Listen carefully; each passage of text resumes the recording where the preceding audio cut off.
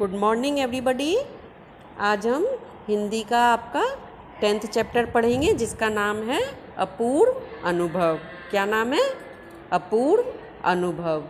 यह एक संस्मरण है, यानी कि किसी की याद है, जापानी संस्मरण है। यह जापानी तेत्सुको कुरियानागी, क्या नाम है? तेत्सुको कुरियानागी इनका लिखा हुआ है। तो चलिए अभी शुरू करते हैं। तेत्सुको कुरियानागी जो हैं ये जापानी लेखक हैं और इसका हिंदी अनुवाद पूर्वा यागिक कुशवाहा इन्होंने किया है। किसने किया है? पूर्वा यागिक कुशवाहा जी ने किया है। तो ये तोतो चान विश्व साहित्य की एक अनमूल्य निधि है। तोतो चान क्या है? विश्व साहित्य की एक अनमूल्य निधि है। ओके। ये जो मूलतः जापानी भाषा में लिखी गई है। तोतो चान एक बुक का नाम है जो कि जापानी भाषा में लिखी गई है और इसका अनुवाद विश्व की कई भाषाओं में हो चुका है। इस बुक का हिंदी अनुवाद कई भाषाओं में हुआ। यह एक ऐसी अद्भुत पाठशाला और उसमें पढ़ने वाले बच्चों की कहानी है जिनके लिए रेल के डिब्बे कक्षाएं थीं, गहरी जड़ों वाले पेड़ पाठशाला का गेट, शाखा बच्चों के खेलने के कोने। यानी कि यह जो किताब है वह उसमें एक ऐसी अद्भुत पाठशाला दिखाई गई है जिसमें पढ़ने वाले बच्चों की कहानियाँ हैं, जिसमें रेल के डिब्बे उनकी क्या हैं? क्लासेस हैं। गहरी जड़ वाले बड़े बड़े जो पेड़ होते हैं वो क्या हैं? क्लासेस के गेट। ये एक तरह का संस्मरण है। चूँकि शाखा बच्चों के खेलने के कोने, जो पेड़ की शाखाएँ होती हैं वो बच्चों के खेलने के कोने हैं। इस अनोखे स्कूल के संस्थापक थे श्री कोबायाशी। कोबायाशी जी क्या थे? स्कूल के संस्थापक थे। लेखिका जो हैं वो स्वयं इस स्कूल की छात्रा थीं। उन्हीं के बचपन के अनुभव पर आधारित है पुस्तक तोतो चान।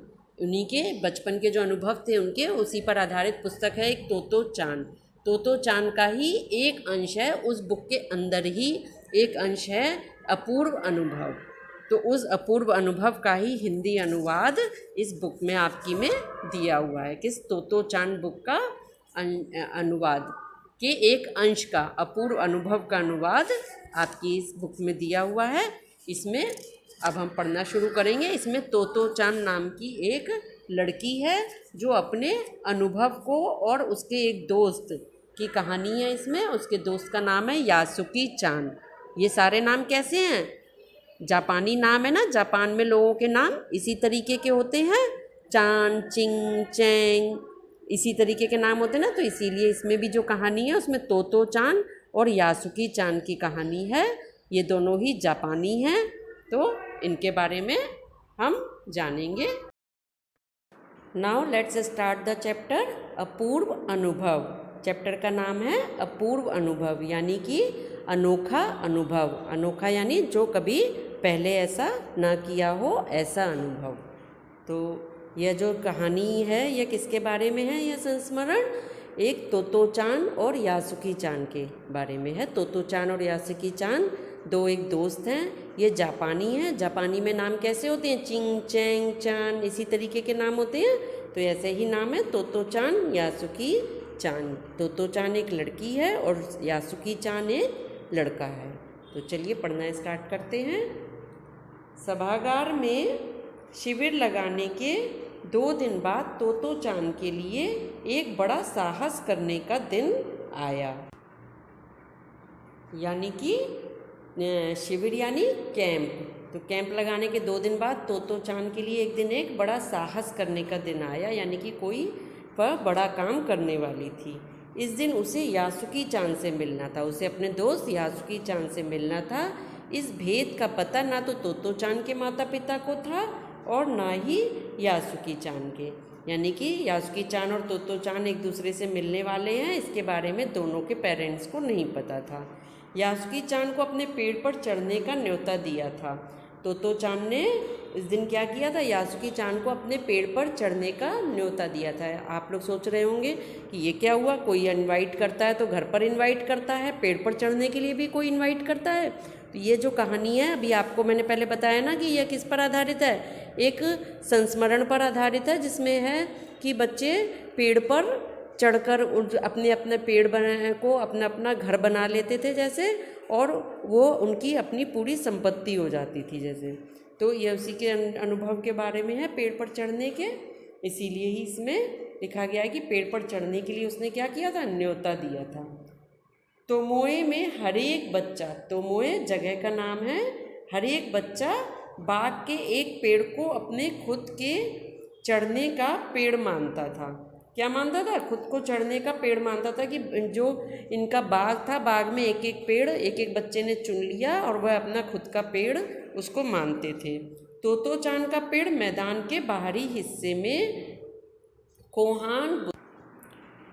बाहरी हिस्से में कोहोन बुत्सु, इसको क्या पढ़ेंगे हम, कोहोन बुत्सु, ये भी जगह का नाम है, जाने वाली सड़क के पास था। तो तोतो चान का जो पेड़ था, यह लड़की जो है ये कौन है, तोतो चान, इसका जो पेड़ था वो कहाँ था, मैदान के बाहरी हिस्से में कोहोन बुत्सु को की ओर जो सड़क जाती थी उसके पास था।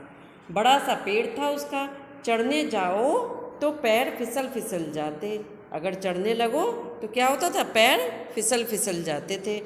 पर ठीक से चढ़ने पर जमीन से कोई 6 फीट की ऊंचाई पर एक द्विशिखा तक पहुंचा जा सकता था।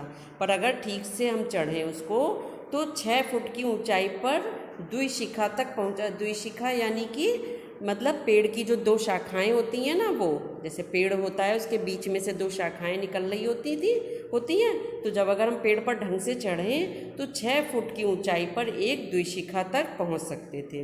बिल्कुल किसी झूले सी आरामदेह जगह थी। तो जो ये द्विशिखा वाली जगह थी वह कैसी थी, बिल्कुल झूले जैसी आरामदेह जगह थी। तोतो चान अक्सर खाने की छुट्टी के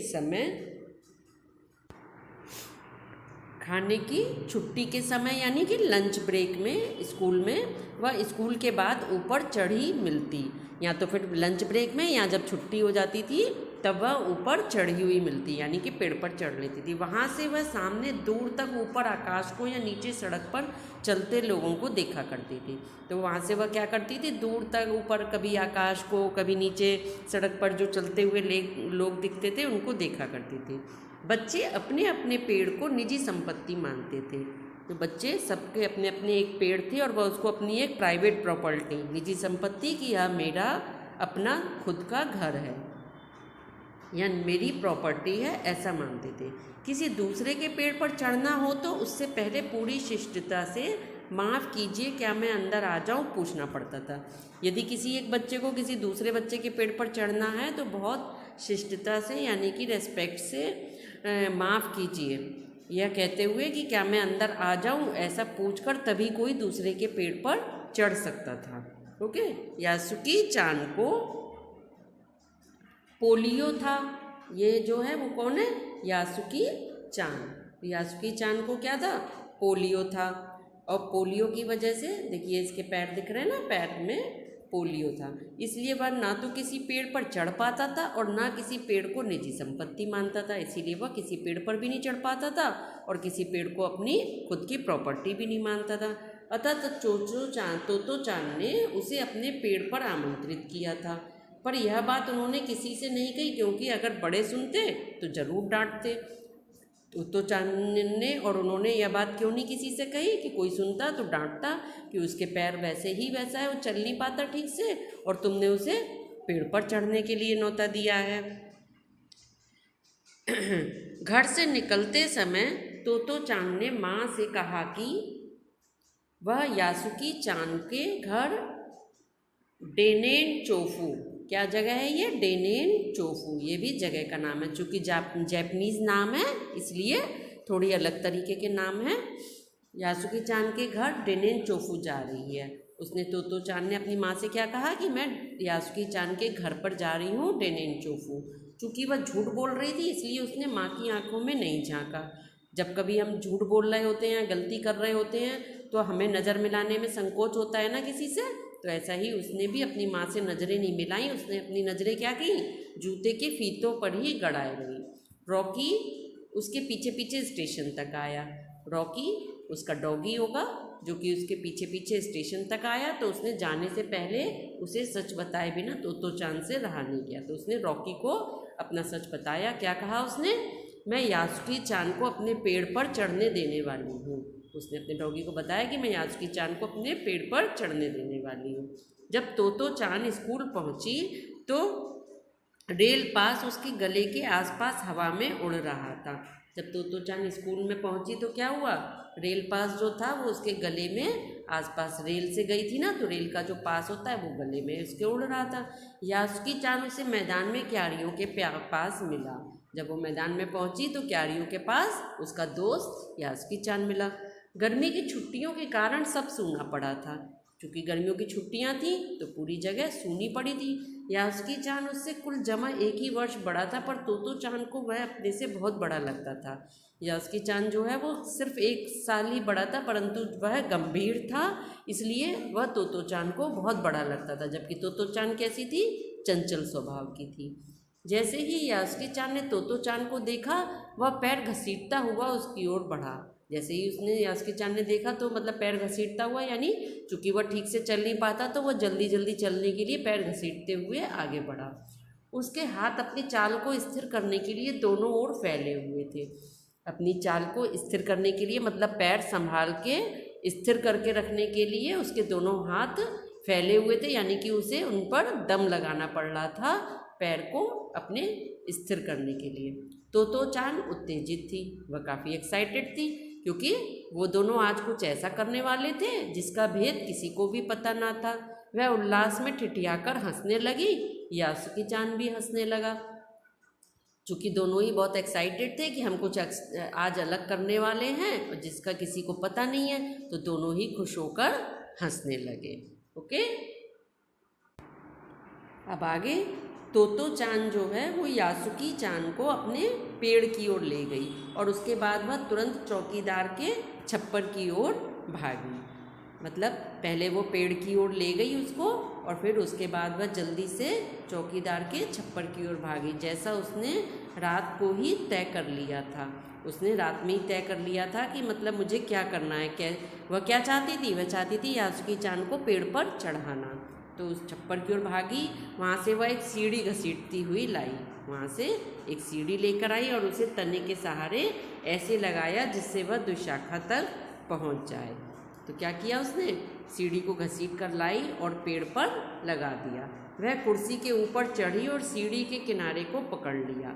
कुर्सी पर चढ़कर सीढ़ी के किनारे को पकड़ लिया। तब उसने पुकारा, ठीक है अब ऊपर चढ़ने की कोशिश करो। उसने क्या कहा? ठीक है अब ऊपर चढ़ने की कोशिश करो। देखिए इसमें दिखा रहे ना, ये क्या है? पेड़ है, इसकी ये दुशाखा है।